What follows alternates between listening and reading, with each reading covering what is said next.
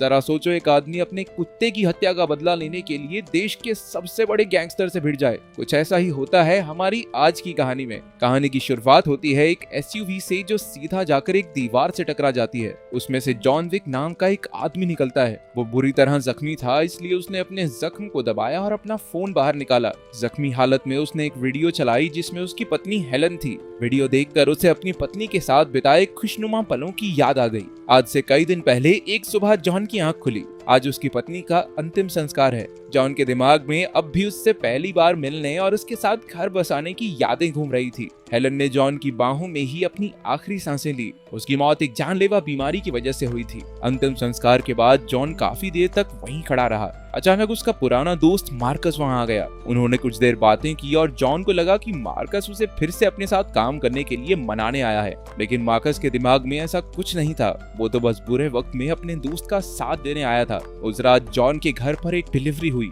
Helen ने मरने से पहले ही जॉन को ये तोहफा देने का फैसला कर लिया था। उस डब्बे में एक छोटा सा पिल्ला था। जॉन उसे अंदर ले आया और उसके पिंजरे पर हेलन की तरफ से एक खत था। उसमें लिखा था कि उसके मरने के बाद जॉन को एक साथी की जरूरत होगी, इसलिए उसने एक कुत्ता उसे तोहफे में दिया है। ये पढ़ते ही जॉन अपने आंसू नहीं रोक पाया। उसने कुत्ते को बाहर निकाला और देखा कि हेलन ने उसका नाम डेजी रखा था। जॉन उसका पूरा ख्याल रखता और उसके सोने के लिए उसने एक छोटा सा बिस्तर भी तैयार किया। अगले दिन जॉन को एहसास हुआ कि उसके पास कुत्तों का खाना नहीं है। नाश्ते के बाद उसने अपनी मस्टैंग निकाली और डेजी भी साथ आ गई। रास्ते में वो पेट्रोल पंप पर रुका। अचानक वहाँ एक शोर करती हुई कार आई जिसमें योसेफ नाम का एक गुंडा था, जो कि एक बहुत बड़े गैंगस्टर का बेटा है। उसके चेले दुकान में चले गए और योसेफ ने जॉन से बात करनी शुरू कर दी। उसने जॉन की गाड़ी की तारीफ की और पूछा कि वो गाड़ी के बदले कितने पैसे लेगा। जॉन ने सीधा कह दिया कि ये बिकाऊ नहीं है। वो गाड़ी में बैठ गया, लेकिन योसेफ ने खिड़की पर आकर उसे रशियन में गालियां देनी शुरू कर दी। दरअसल ये कल का लड़का नहीं जानता था कि जॉन विक भी कोई छोटी मोटी चीज नहीं है। जॉन ने जबरदस्त रशियन बोलकर उसका मुंह बंद कर दिया।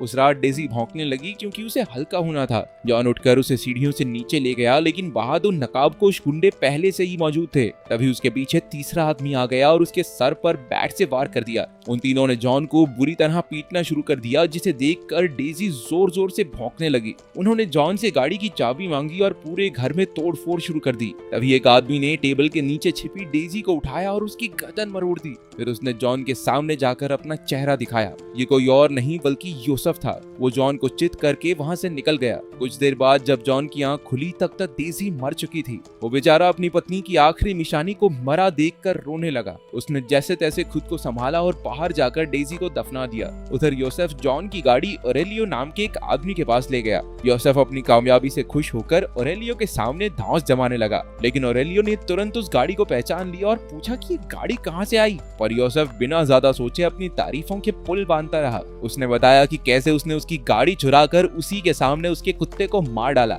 ये सुनते ही ऑरेलियो ने तुरंत गुंडों को अपनी गाड़ी से बाहर भगा दिया। ऑरेलियो ने उसी वक्त उसके मुंह पर मुक्का मारा और उसे बाहर निकाल दिया। उधर जॉन ने अपने घर की बिखरी हालत देखी। अब वो सीधा ऑरेलियो के पास पहुंचा और पूछा कि योसेफ यहाँ आया था क्या। ऑरेलियो ने उसे बताया कि योसेफ ने ही उसकी गाड़ी चुराकर उसके कुत्ते को मारा है। जॉन ने ऑरेलियो से एक गाड़ी उधार ली और तुरंत बाहर निकल गया। फिर उस रात वीगो नाम के एक बहुत बड़े गैंगस्टर ने ऑरेलियो को फोन करके पूछा। पहले तो वो काफी गुस्से में था, लेकिन जब उसे पता चला कि उसके बेटे ने जॉन विक की गाड़ी चुराकर उसके कुत्ते को मारा है, तो वो अचानक से बिल्कुल शांत हो गया। अब उसकी आवाज में डर छलक रहा था। जब योसेफ घर लौटा तो वीगो ने अपने बेटे को शराब का ग्लास दिया और उसके पेट में जोरदार मुक्का दे मारा। योसेफ को समझ नहीं आ रहा था कि आखिर उसने ऐसा क्या किया है, लेकिन वीगो ने उसकी पिटाई जारी रखी। आखिरकार उसने योसेफ को उसके जुर्म के बारे में बताया। उसकी गलती ये नहीं थी कि उसने किसी की गाड़ी चुराई या कुत्ते को मार दिया। उसकी गलती तो ये थी कि उसने जॉन विक की गाड़ी चुराई थी, उसके कुत्ते को मारा था।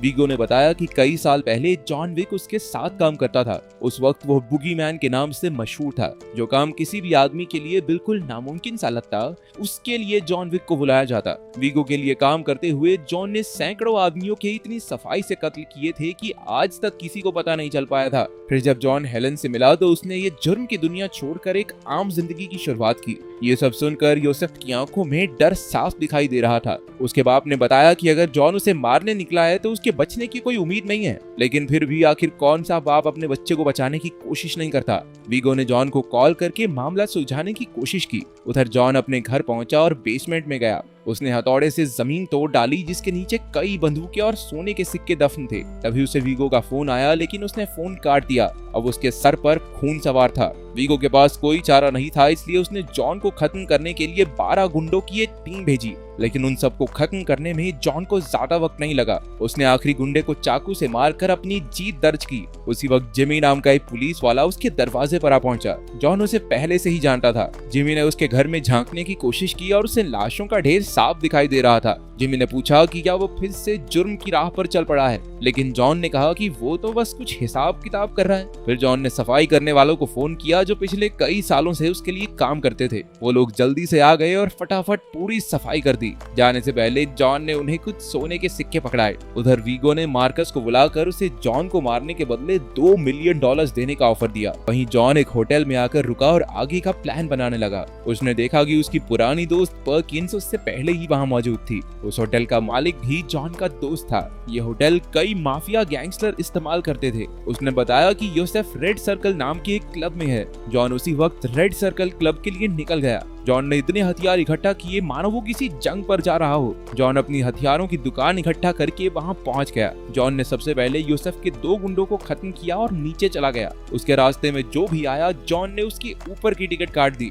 नीचे यूसुफ शराब और शबाब के साथ एक मजेदार रात गुजारने के मूड में था। जॉन के आते ही वहां भयंकर गोलीबारी शुरू हो गई। जॉन ने अपने रास्ते के हर बदमाश को मार गिराया, लेकिन यूसुफ तुरंत एक गाड़ी में फरार हो गया। जॉन को भी एक चाकू लग गया, लेकिन फिर भी वो सबको मार गिराने में कामयाब रहा। इसके बाद वो होटल में वापस लौट आया। उस होटल का ये कानून था कि वहां पर किसी तरह का कोई खून खराबा नहीं किया जा सकता और कोई भी किसी को भी मारने की कोशिश नहीं करेगा, और ऐसा करने वाले आदमी औरत को ये बहुत महंगा पड़ेगा। लेकिन अपने बेटे की जान पर बनी देख वीगो ने कहा कि अगर किसी ने होटल में जॉन को मार डाला तो वो उसे $4 मिलियन देगा। उस रात मार्कस भी सड़क के पार से जॉन पर नजर रखे हुए था। उसने शीशे से किसी को अंदर आते देखा तो उसने जॉन को सावधान करने के लिए गोली चला दी। ये कोई और नहीं बल्कि पर्किंस थी। उसने जॉन पर लगातार गोलियां बरसानी शुरू कर दी और जॉन चालाकी से उससे बचता रहा। उसने कहा कि जॉन को मारने के बदले वीगो उसे $4 मिलियन देगा। क्योंकि जॉन जख्मी था तो उनकी हाथापाई के बीच उसका बचना मुश्किल हो रहा था, लेकिन उसने किसी तरह पर्किंस के सर पर बंदूक रख दी। पर्किंस ने डर के मारे उसे बता दिया कि वीगो अपना सारा पैसा और फाइल्स एक चर्च की बेसमेंट में छुपा कर रखता है। ये सुनकर जॉन ने पर्किंस को बेहोश किया और साथ के कमरे में मौजूद अपने दोस्त हैरी से पर्किंस का ख्याल रखने को कहा। अब जॉन उस चर्च में पहुंचा जहां वीगो की सारी संपत्ति थी। उसने हीरो की तरह सभी गार्ड्स को मारा और नकली पादरी को धमकाकर तिजोरी तक ले गया। कुछ और गार्ड्स को ऊपर पहुंचाने के बाद उसने सारी की सारी तिजोरी जला डाली। उधर पर्किंस ने अपना अंगूठा मोड़कर हथकड़ी खोल ली और हैरी को मार डाला। जब वीगो को आग की खबर मिली तो वो भागते हुए वहां पहुंचा। वहां जॉन ने वीगो के एक एक आदमी को चुन चुन कर मार डाला, लेकिन तभी एक गाड़ी से टक्कर की वजह से वो बेहोश हो गया। अब वीगो ने उसे बंदी बना लिया, लेकिन मारा नहीं। वो जानता था कि जॉन 1000 आदमी के बराबर एक है। वो जानना चाहता था कि जॉन सिर्फ एक गाड़ी और कुत्ते के पीछे इतना सब क्यों कर रहा है। जॉन ने बताया कि वो कुत्ता उसकी पत्नी की तरफ से उसका आखिरी तोहफा था। अब या तो वीगो अपने बेटे को उसके हवाले कर दे या फिर खुद मरने के लिए तैयार हो जाए। तब वीगो ने अपने आदमियों को ऑर्डर दिया कि जॉन को प्लास्टिक से बांध कर मार डालें। खुशकिस्मती से मार्कस दूर से यह सब देख रहा था और उसने एक गुंडे को गोली मार दी।